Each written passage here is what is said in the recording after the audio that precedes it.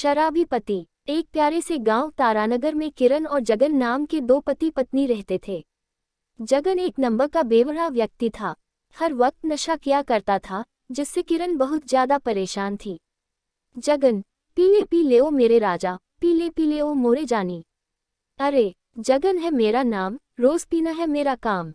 अरे, दिन चिक्का ओए ओए। किरण, हे भगवान, पता नहीं ये बेवड़ा आदमी इस वक्त कहाँ होगा। अगर हाथ लग जाए ना, तो आज इसका सारा नशा उतार दूंगी।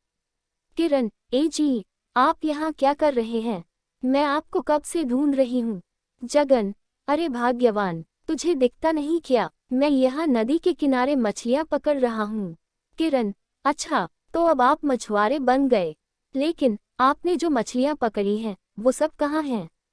जगन, अब तुम्हें क्या बताऊं, भाग्यवान, मैंने उन सारी मछलियों को आज़ाद कर दिया और वो अभी नदी में पानी पीने गई हैं। किरण, अरे, आपका दिमाग तो खराब नहीं हो गया है? लगता है आज आपने कुछ ज्यादा ही पी ली। चलिए, अब घर चलिए। जगन, नहीं भाग्यवान, आज मैं घर नहीं आऊंगा। आज मैं इन सारी मछलियों को घर लेकर ही आऊंगा। किरण, इस आदमी को फोन समझाए कि इसके पास मछलियां पकड़ने का कोई जाल ही नहीं है। इतना कहकर किरण गुस्से में अकेले ही घर चली जाती है। जगन, अरे, बोतल इतनी जल्दी कैसे खत्म हो गई यार। अब इस बोतल का इस दुनिया में कोई काम नहीं है। जैसे ही जगन उस बोतल को पीछे की तरफ फेंकता है, तभी वो बोतल जाकर एक कुत्ते को लग जाती है और कुत्ता जगन के पीछे पड़ जाता है। जगन, अरे, भागो यार, अरे कुत्ते, मेरे पीछे क्यों पड़ गया? कोई बचाओ यार, कुत्ता काट लेगा यार मुझे। जगन किसी तरह अपने घर पहुंच जाता है।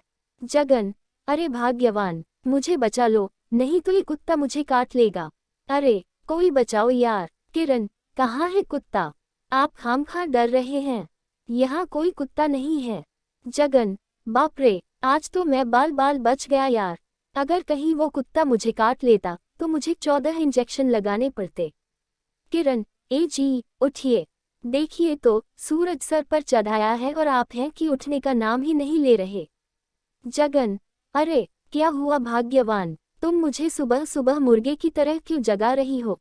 चलो अब जाओ यहाँ से और मुझे सोने दो। ये कहकर जगन फिर से सो जाता है। किरण, हे भगवान, मैंने क्या पाप किए थे, जो मुझे ऐसा आलसी और कामचोर पति मिला। बस दिन भर सोते रहता है। किरण जगन को बहुत जगाती है, लेकिन जगन उठता ही नहीं है। किरण, लगता है ये ऐसे नहीं मानेंगे, अब भी टेढ़ी उंगली से ही निकालना होगा। जगन, अरे कोई बचाओ। अरे किरण, ये तुम क्या कर रही हो? मुझे बहुत तेज लग रही है। अरे किरण, मुझे छोड़ दो। किरण, बहुत हो गया आपका रोज रोज का, मैं अब आपको और नहीं झेल सकती।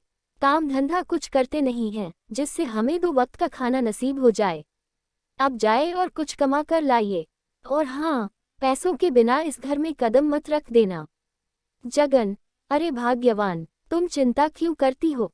देखना, एक दिन हम दोनों बहुत अमीर हो जाएंगे और सारी दुनिया हमारी जय जयकार करेगी। किरण, तेवर तो ऐसे दिखाते हैं जैसे खुद अंबानी के बेटे हों। अब जाए और जाकर कुछ कमा कर लाइए, नहीं तो आज आपकी खैर नहीं। फिर किरण गुस्से में जगन को घर से निकाल देती है। जगन, अरे, अब मैं क्या करूं? मुझे तो कुछ काम भी नहीं आता और एक तो ऊपर से ये किरण ने भी मुझे घर से निकाल दिया है। हे ऊपर वाले, अब तू ही कुछ रास्ता दिखा। जगन रास्ते से जा ही रहा होता है कि तभी उसे एक वैद्य जी की दुकान दिखाई देती है। जगन, अरे वाह, ये तो वैद्य जी की दुकान है। यहाँ कुछ काम मांगकर देखता हूँ, हो सकता है वैद्य जी मुझे कुछ काम दे दें। जगन, अरे वैद्य जी, ओ वैद्य जी, अरे सुनिए तो, मुझे आपसे थोड़ा काम है। वैद्य जी, क्या हुआ? क्यों मेरा दिमाग खा रहे हो? क्या काम है तुझे मुझसे? जगन, वैद्य जी, मेरा नाम जगन है, मुझे काम की सख्त जरूरत है। क्या आप मुझे काम दे सकते हैं? अगर आपने मुझे कुछ काम दे दिया तो भगवान आपको हमेशा खुश रखेगा। वैद्य जी, अरे नहीं भाई, तुम्हारे लायक यहाँ कोई काम नहीं है। चलो अब जाओ यहाँ से और मुझे अपना काम करने दो। फिर जगन वैद्य जी के पैरों में गिर जाता है और उनसे गिड़गिड़ाने लगता है।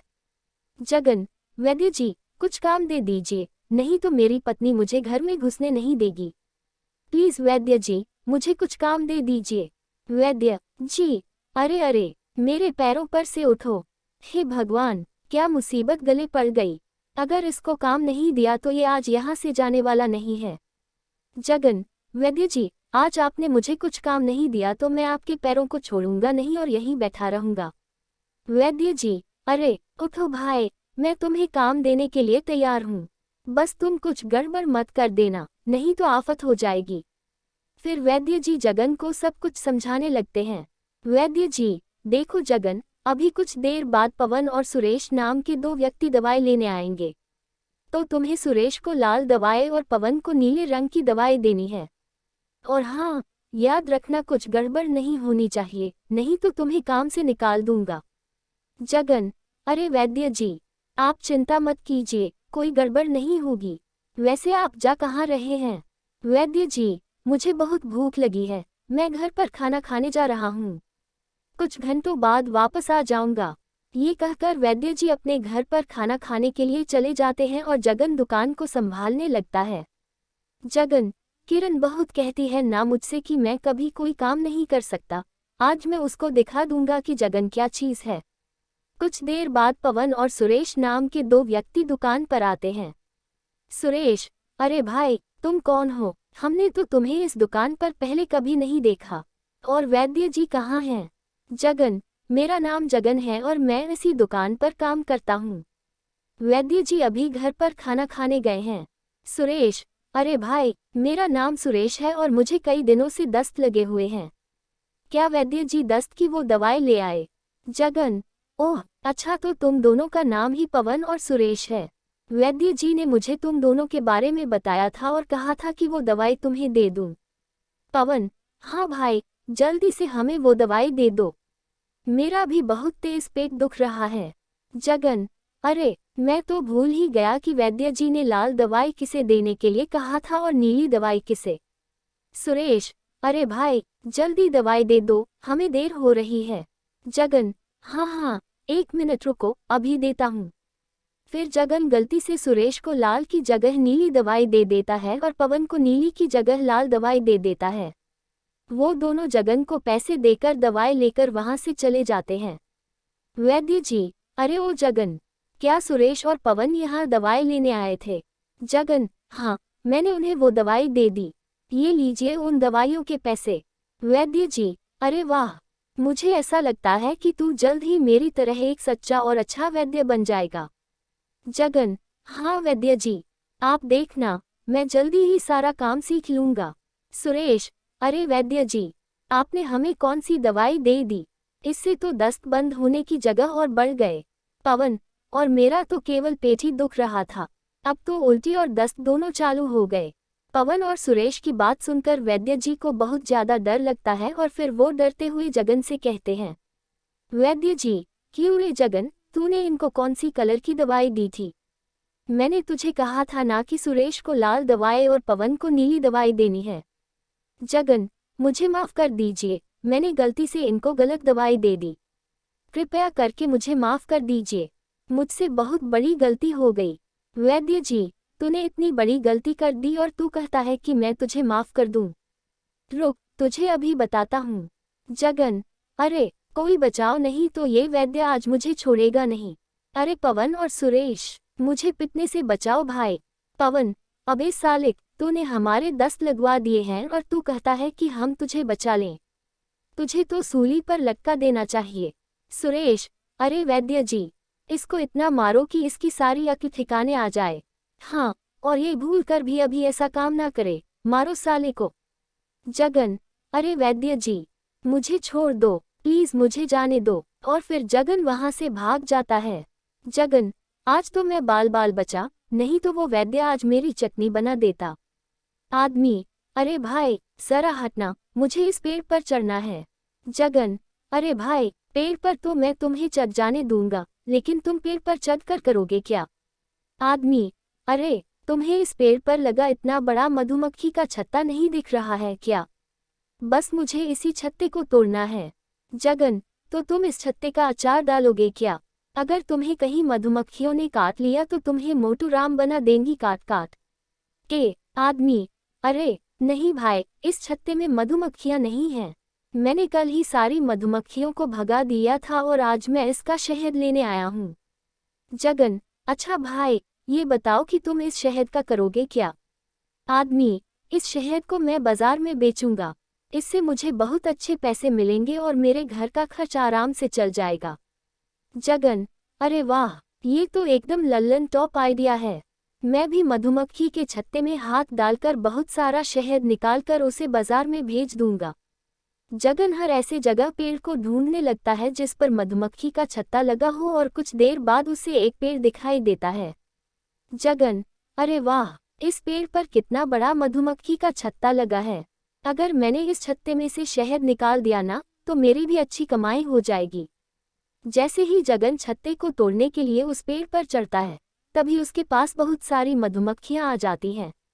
जगन, अरे बाप रे, ये मधुमक्खियां कहाँ से आ गईं?